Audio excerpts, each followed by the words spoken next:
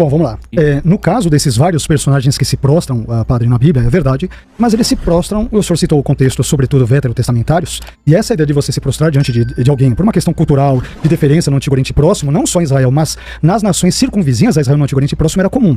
Então, de novo, eu não posso pegar esses elementos culturais antigos e, de novo, transferi-los para um contexto de um concílio onde esse culto a Maria já começa nos primeiros séculos da igreja. Então, você tem uma situação distinta. E, a meu ver, eu entendo que o senhor falou a questão de prosquinel, que ele pode ter um sentido amplo e tem, só de se encurvar ou de adorar, mas a questão é que em nenhum momento, por exemplo, esse compêndio que envolve símbolos da fé católica e tudo explica. Então, para quem ler, veneramos et adoramos, ou seja, nós veneramos e adoramos. O que é adorar para qualquer pessoa, sem que haja uma nota aí, quer dizer, nós estamos adorando a imagem de todos os santos e tudo. Mas vamos lá, deixa eu fazer umas considerações ao que o senhor falou. Primeira consideração, em Lucas 1:28, a expressão grega kecharitomene, que o senhor citou, ela vem de charito, que significa, segundo o BDAG, um dicionário bem emblemático do grego, de Bauer, Denker, Arndt e Gingrich, significa alguém que foi favorecido por Deus. Somente isso. Não existe nada no texto grego que sugira que tal favor divino envolva, por exemplo, a ideia de Maria ser preservada imune de toda a mancha original do pecado, ou do pecado original, ou que Maria tenha permanecido, como alguns pensam, por exemplo, virgem durante toda a sua vida e tenha seguido uma perspectiva celibatária. Não é nada disso no termo grego que exija isso.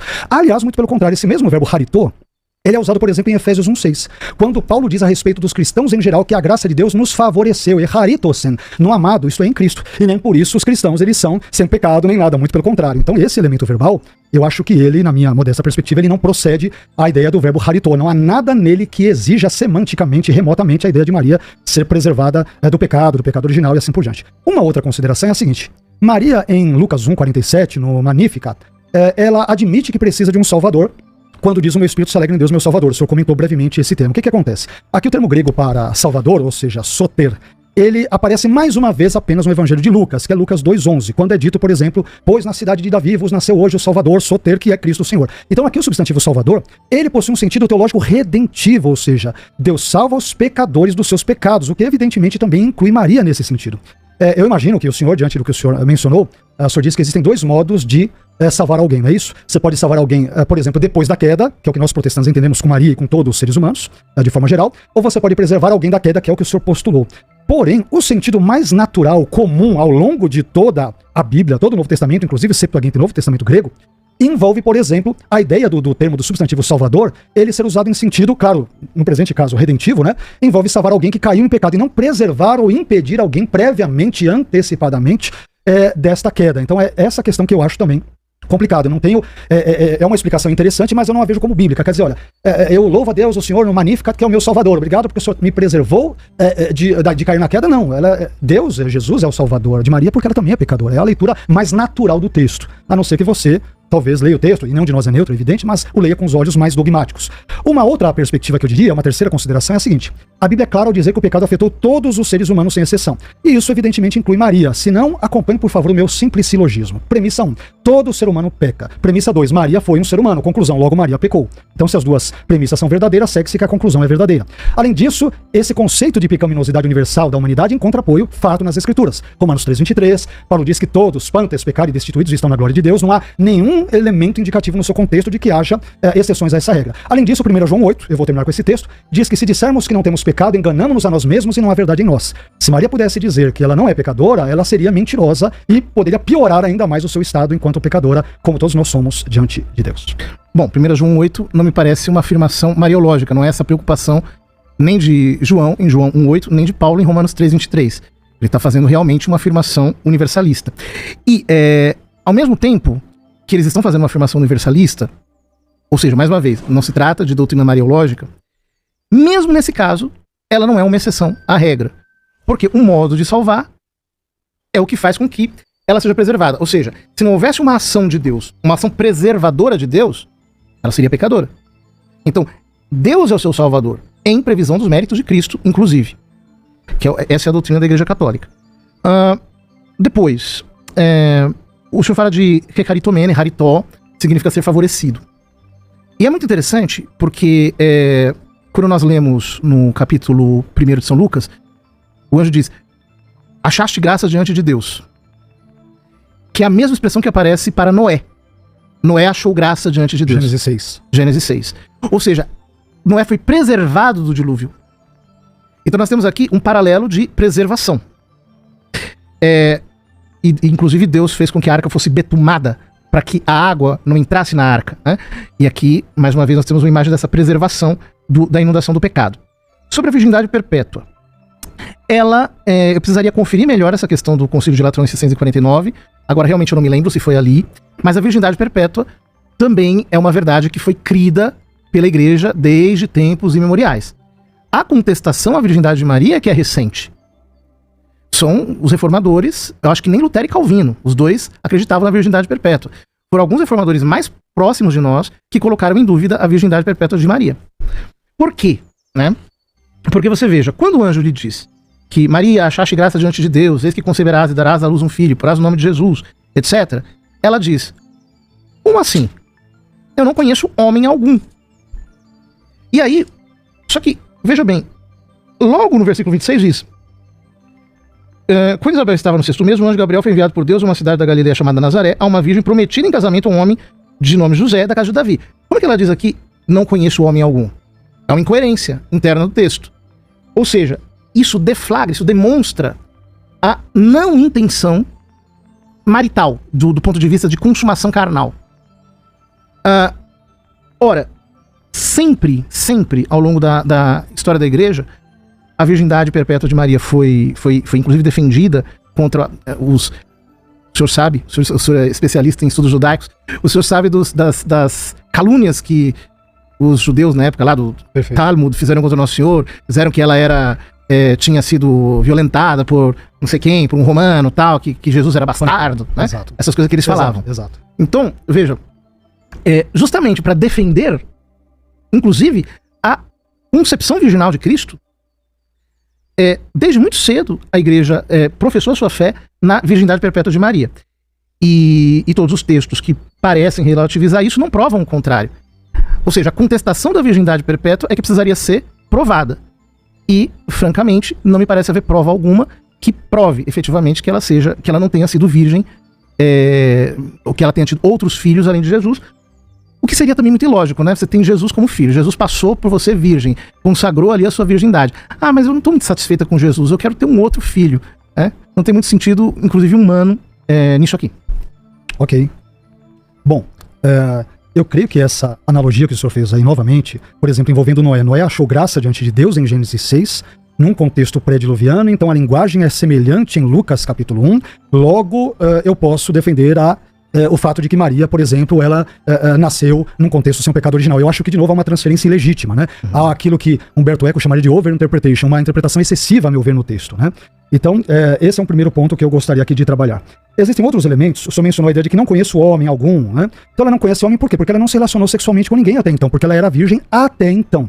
E aí, eu gostaria de propor, vamos ver se a gente vai ter tempo, algumas razões pelas quais eu entendo que nós devemos acreditar que Jesus, por exemplo, teve irmãos nascidos de Maria, não sei se vai dar tempo pra gente tratar, que esse é um assunto espinhoso por si só também, mas que acabam apontando para essa direção e que, portanto, ela não foi perpetuamente virgem, porque o que nos importa nesse caso é entender a Escritura, ou tentar entender o que a Escritura diz. Então, uma primeira razão pela qual eu entendo que nós devemos entender e compreender aí que Jesus teve irmãos nascidos de Maria, a primeira razão é, o Novo Testamento ele diz claramente que Jesus teve irmãos, adelphoi, e irmãs, adelphai, conforme Mateus 13, 55 a 56, Marcos 6:3, aqueles textos que a gente conhece nesse debate, né? E no contexto dessas passagens, os termos irmãos e irmãs se referem a pessoas provenientes de um mesmo útero, o de Maria.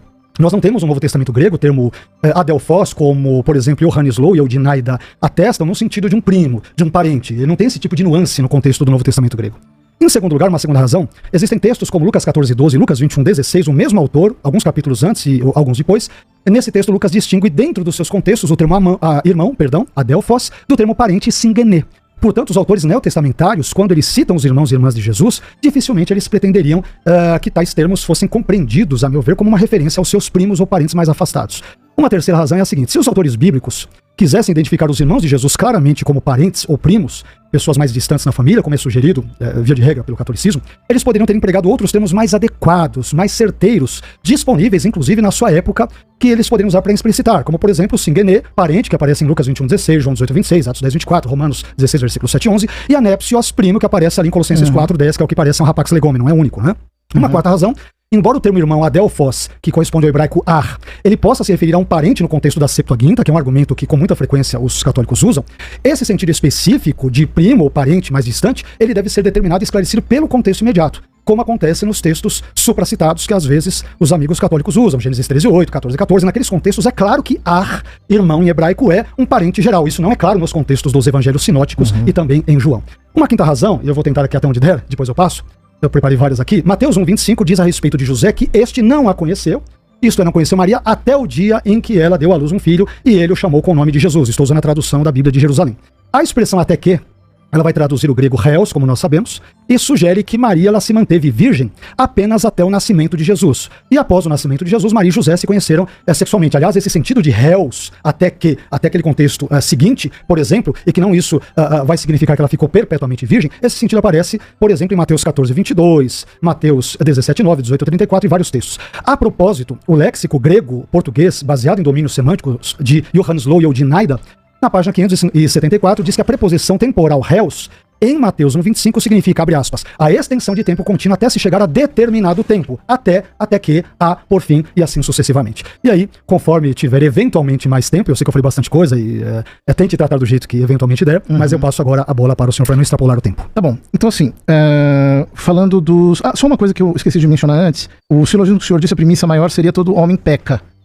Essa premissa, ela não se aplica à humanidade santíssima de Cristo, ele é verdadeiro Deus e verdadeiro homem. Mas aí eu diria, então todo Deus homem peca. Jesus, ele é diferente, ele não é só homem. Então, ele é Deus homem, o silogismo não se aplica a ele. Então eu posso dizer que Maria é diferente porque as relações que ela tem com a humanidade santíssima dele são únicas. Ou seja, vale a mesma excepcionalidade. Nenhum ser humano tem as mesmas relações que ela tem com ele. Sobre os irmãos de Jesus, primeiro o aspecto semântico, né?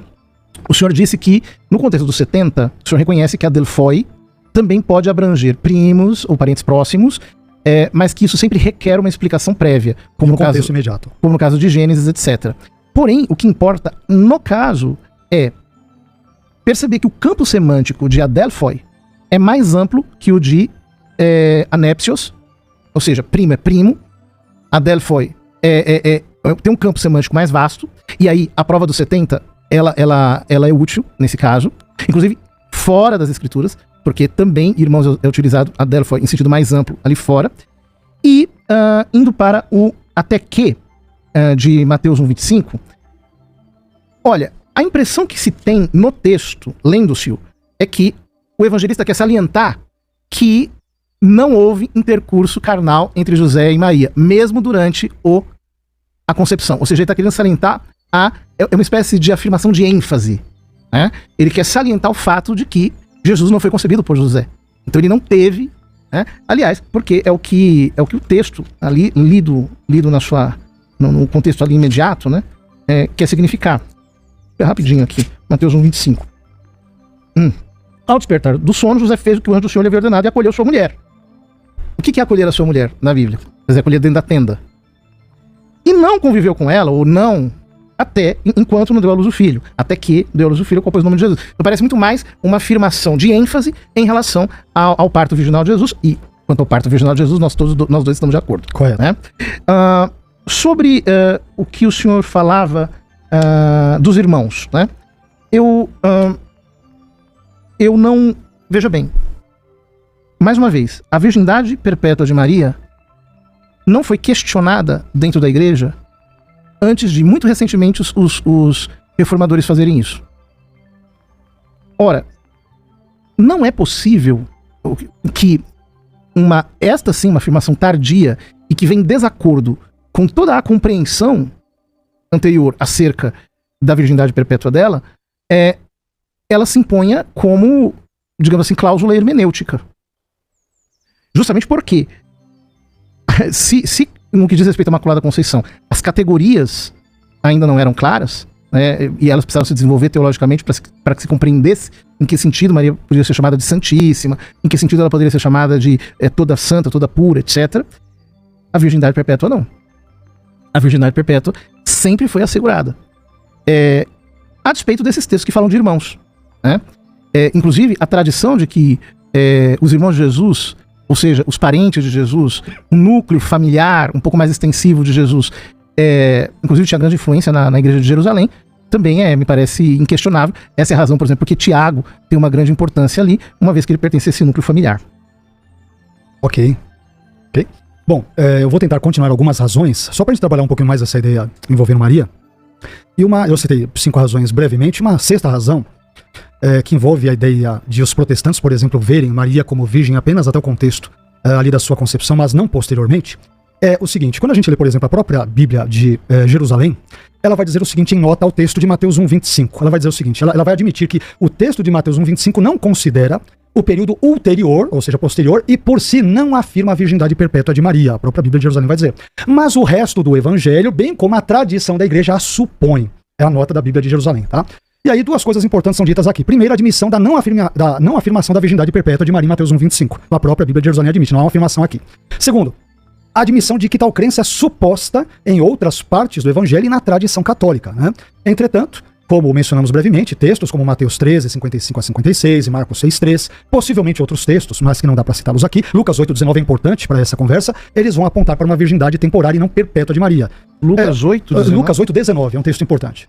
Sétima razão, Lucas 2:7 diz que Maria deu à luz o filho dela, o primogênito, a minha tradução do texto grego, né? Maria deu à luz o filho dela, o primogênito. Aqui, o termo primogênito, ele é a tradução do grego protótokos, Lucas 2:7.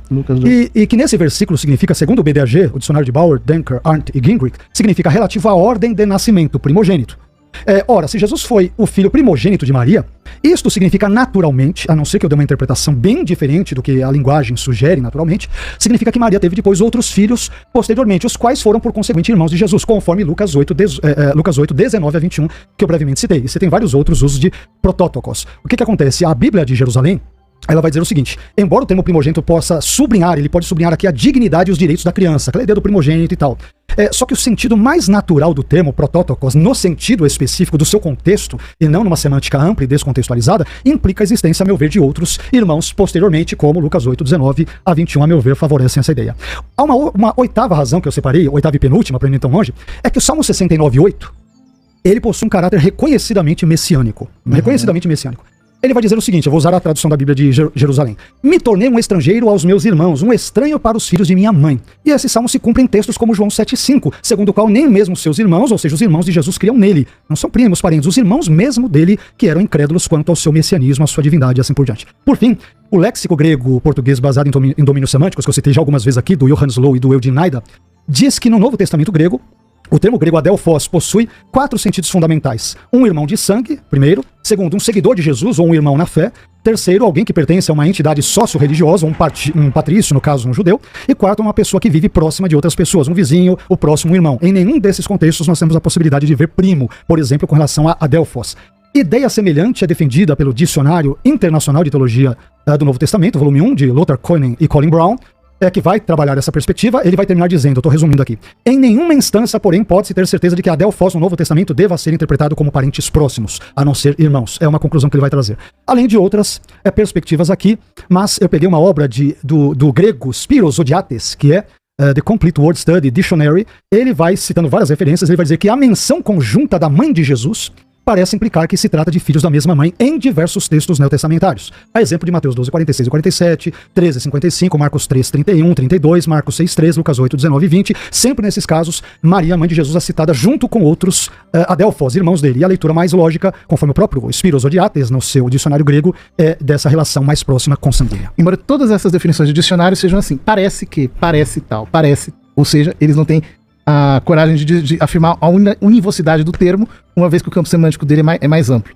Mas olha, sobre o primogênito, Lucas 2:7 diz que ela deu à luz ao seu filho primogênito. Nós temos uma inscrição sepulcral do ano 5 a.C., encontrada na cidade de Tel El-Juyeh, que foi encontrada no ano de 1922, onde se lê que uma jovem mulher chamada Arsinoé morreu nas dores do parto do seu filho primogênito. Se ela morreu nas dores do parto do filho primogênito, ela não teve outros, né? Então, primogênito aqui tem o sentido, digamos, jurídico, judicial. Ou seja, a palavra primogênito não significa necessariamente que ela tenha tido mais filhos. Salmo 69, o senhor menciona, né, que o Salmo 69 fala que ele foi um estrangeiro para os filhos de sua mãe. Mas o mesmo Salmo 69 diz assim: ó Deus, tu conheces a minha insensatez e meus delitos não te estão ocultos. Então, se nós fizermos uma aplicação direta do Salmo a Cristo, Portanto, nós também teríamos que dizer que Nosso Senhor é insensato e que Nosso Senhor cometeu delitos. E não pode ser, né? Ou seja, a aplicação direta, aqui sim me parece uma aplicação mais ilegítima. Eu acho que eu respondi às suas... Quer dizer, a conclusão que eu estou chegando é que, desde a minha perspectiva, não está provado que ela não foi virgem. Né? Os textos não provam isso. E a tradição o afirma até muito recentemente. Ou seja, a contestação disso é extremamente tardia. E mais, é interessante o senhor citar a Bíblia de Jerusalém, que também, no seu grêmio, tem muitos racionalistas. Existe uma piadinha de mau gosto que se faz com os exegetas, dizendo assim que exegeta não é gente. O senhor entende o que eu quero dizer, entendi, né? Entendi. Do ponto de vista racionalista da coisa. Sim, eu nem preciso usar o resto do meu tempo. Fique à vontade. Se quiser. Não, fique à vontade. Eu tinha algumas dúvidas, e sinceras. Eu tô sendo absolutamente sincero, tá? Certo. Não é, pegadinha pra querer, não. São sinceras. Quando a gente fala de Maria, não tem só Maria, tem algumas outras coisas aqui. Mas só pra gente ramificar, acho que a gente abordou vários dos temas propostos, né? Acho que foi bem produtivo pra audiência, né? Mas tem algumas falas, claro que eu imagino até hipoteticamente que o senhor falará, mas tem algumas falas de alguns católicos, não que não tenha do lado protestante também, já me adiantando nisso, por exemplo, quanto a Maria, que eu gostaria de saber a sincera opinião do senhor. O que o senhor acha? Quando eu leio essas frases, e olha que eu sou uma pessoa bem habituada a leitura, estudos e tal, mas elas me são chocantes. E eu não sei como que o senhor lida, daí o porquê da natureza da minha pergunta. Então, por exemplo, você tem pessoas, eu acho que eu vou falar, o senhor conhece muito bem, pessoas como Santo Afonso Maria de Ligório, na obra Glórias de Maria. Ele vai dizer assim: muitas coisas se pedem a Deus e não se alcançam. Pedem-se a Maria e conseguem-se. Isso pra mim é um sacrilégio, quer dizer, pra não dizer outra coisa.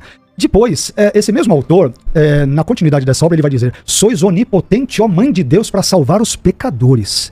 Isso pra mim, enquanto protestante, é chocante. E aí você tem ainda uma outra questão, uma outra fala, pra bater esse bate-papo com o senhor. Uma terceira fala também dele, tem outros, mas eu selecionei essas. Nossa salvação será mais rápida se chamarmos por Maria do que se chamarmos por Jesus. Isso pra mim é profundamente chocante enquanto protestante, eu tô sendo absolutamente sincero. Claro. E acho que por citações como estas, eu imagino que nem todo católico entenda exatamente isso. Talvez nem todo padre pense assim. Obviamente o senhor não tem procuração pra falar por todo padre também, evidentemente, cada um tem a sua peculiaridade. Mas isso é bem chocante para um protestante quando lê.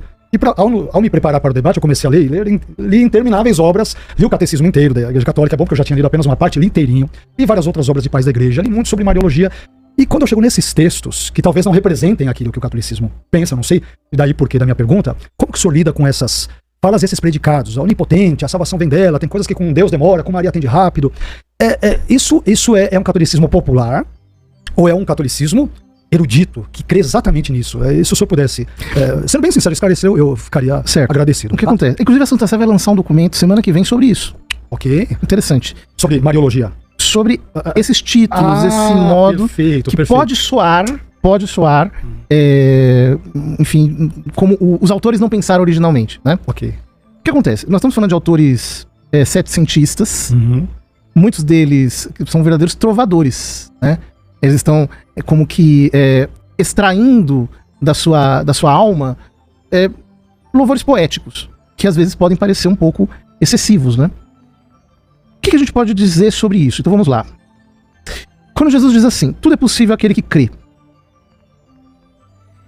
nós podemos falar de uma certa onipotência na oração. A gente não diz assim: tudo pode ser mudado pela força da oração, né? Porque se a gente for passar isso por um crivo rigoroso, vai dizer, não, nem tudo. Se você pedir para Deus, por exemplo, matar o seu vizinho, isso não vai acontecer. Mas nós utilizamos esse tipo de hipérbole, uma figura de linguagem, para referir, por exemplo, que a oração é onipotente. Nesse sentido, o texto diz que Maria é onipotente. Sim, mas o que eu tô querendo explicar é o modo de utilização. É evidente que Maria não pode ser onipotente no mesmo sentido de Deus. Perfeito. Mas no mesmo sentido de que a oração é onipotente, ou seja, pedir, recebereis, buscar e achareis, bater, tudo que pedirdes ao Pai em meu nome ele vos dará. Nesse sentido, nós podemos falar analogicamente. Ou, por exemplo, que ela, você pedir a intercessão dela, ela tem um papel de corredentora. É uma outra expressão que choca muitos protetores. Sem dúvida. Tem um redentor é Cristo. Como ela pode ser corredentora? Perfeito. Mas, por exemplo, no sentido de Colossenses 1:24, quando Paulo diz: completo em minha carne o que falta a paixão de Cristo pelo seu corpo, que é a igreja, nós entendemos uma certa participação no sofrimento de Cristo, uma certa participação de nós como membros no corpo, na sua obra redentora. Em outras palavras, o apostolado mesmo é isso, né? Quem salva é Cristo. Mas quem lança a rede, nós, né? Lançamos a rede e participamos da obra da redenção, em sentido analógico. Ok. Então, nós podemos falar também em sentido analógico, mas não em sentido absoluto. Quando a gente compreende as coisas nesses termos, então fica mais fácil compreender o que eles quiseram dizer com aquele trovadorismo setecentista, que às vezes pode chocar, né? Mas a igreja não está colocando Maria acima de Cristo, ou, por exemplo, atribuindo a ela uma mediação que concorre com a de Cristo, mas nós estamos falando de causas subordinadas, de uma intercessão subordinada dele, de uma oração que pode tudo, no sentido em que a oração pode tudo, e na perspectiva de que ela tem mais méritos do que nós para interceder, coisa que para vocês eu sei que é complexa, a distinção o mistério é bem grande, da intercessão. Né? Até da comunhão assim dos santos é bem distinta no catolicismo e protestantismo, né? Porque a comunhão dos santos envolve já outras coisas e outros temas que acho que nós não... Mas o que eu queria era dizer o seguinte, Sim. que isso não é eu não estou dando a Maria, ou eu não estou atributos divinos ou algo do gênero. predicando a Maria um atributo divino. Tá. É isso que interessa dizer. Ok, perfeito.